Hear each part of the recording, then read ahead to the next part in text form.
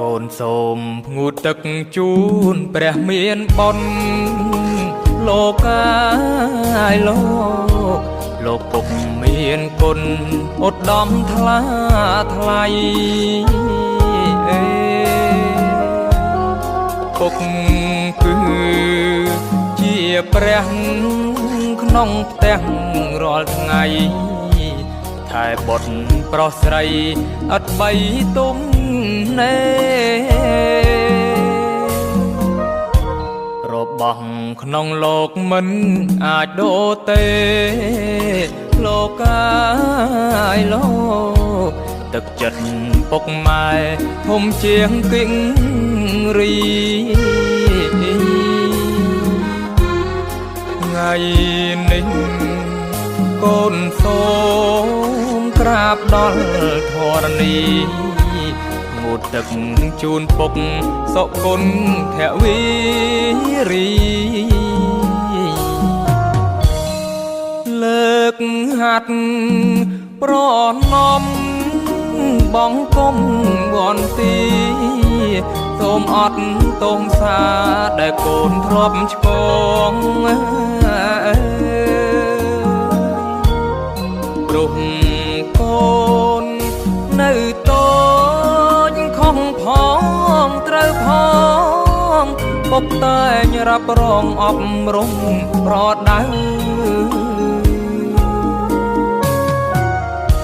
ទុំយើងក្រទ្រពតែសច្ចៈនៅលោកកាយលោកគុណធម៌ជាផ្លូវនាំកូនសុខសាន្តកូនធ្វើតាមពុកមិនដែលភ្លេចប្រាណនាំខ្លួនកូនបានចាក់ក្តីទុកខា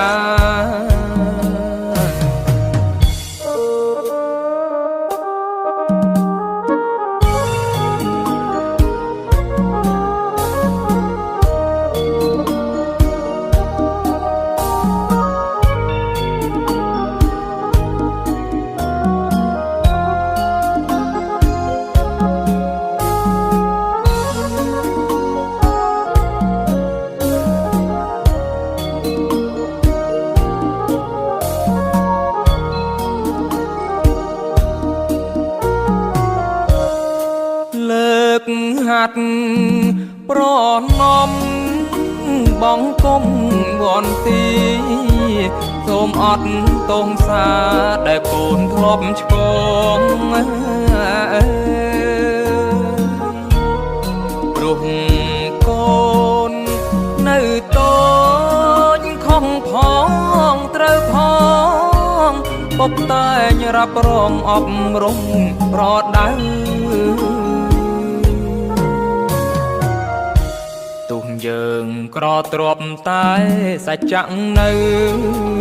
លោកកាយលោកគុណធម៌ជាផ្លូវនាំកូនសុខសាន្តកូនធ្វើតាមពុកមិនដែលភ្លេចប្រាណនាំខ្លួនកូនបានចាក់ក្តីទុកខា